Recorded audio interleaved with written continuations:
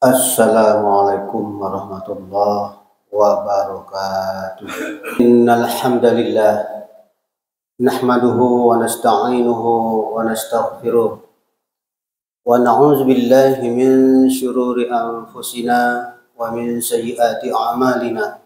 May yahdihillahu fala mudilla lahu wa may yudlil fala hadiya lahu.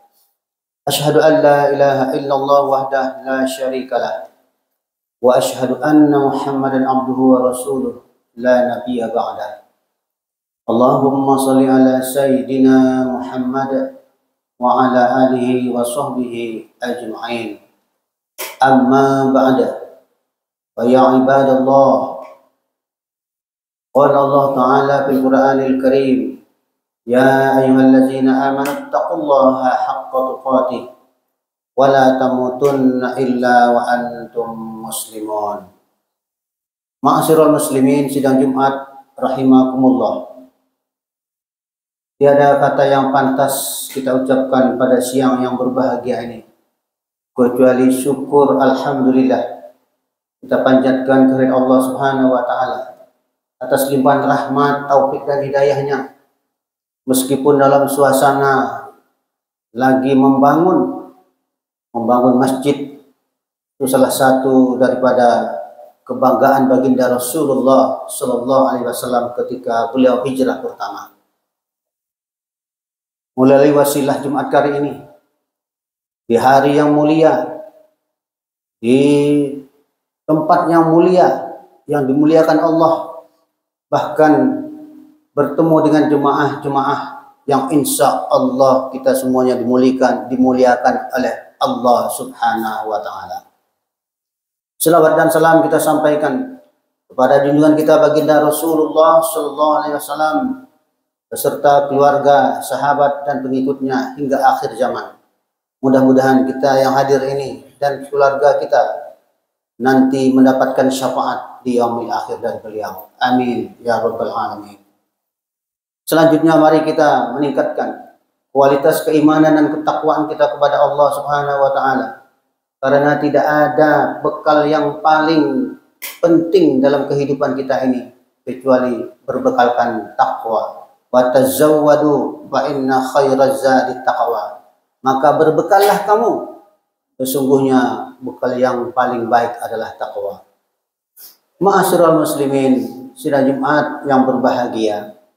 Tidak terasa hari ini kita sudah memasuki Jumat pertama di bulan Rabiul Awal, di mana dalam bulan Rabiul Awal ini ada suatu peristiwa yang luar biasa, yang merupakan karunia terbesar Allah berikan kepada kita.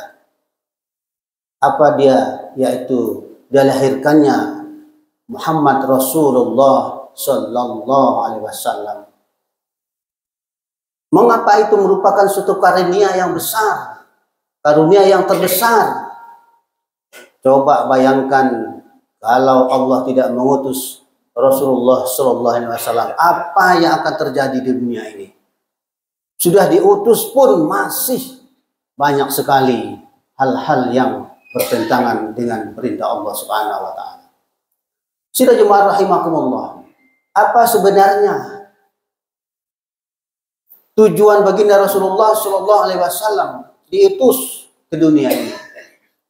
Beliau bersabda, innama sesungguhnya aku diutus buistu liutammima makarimal akhlaq. Sesungguhnya aku diutus adalah untuk memperbaiki akhlak manusia. Betapa penting akhlak itu sehingga Allah mengutus baginda Rasulullah. Pentingkah akhlak itu? Ketika di zaman jahiliyah, akhlaknya luar biasa. Yang kita katakan akhlak jahiliyah. Ini diberikan Allah kepada Rasulullah untuk memperbaiki di Makkahul Mukarramah dalam waktu yang tidak terlalu lama, hanya 13 tahun. Dengan demikian perintah memperbaiki akhlak itu bukan hanya kepada Rasulullah, kepada kita umatnya ini, supaya kita juga berusaha untuk memperbaiki akhlaknya. Pada suatu Bagaimana akhlak Rasulullah? Aisyah menjawab, pernahkah kamu membaca Al-Quran? Itulah akhlak Rasulullah. Sudah jemaah rahimakumullah. Kalau manusia dipuji oleh manusia, itu biasa.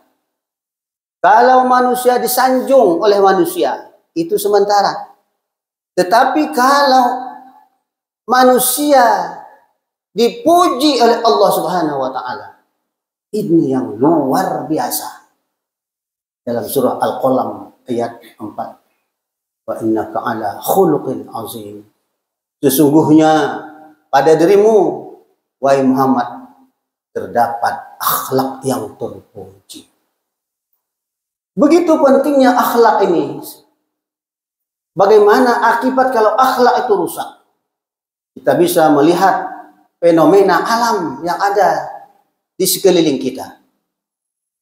Ketika alam dieksploitasi, diambil, dikeruk dengan semuanya apa yang terjadi.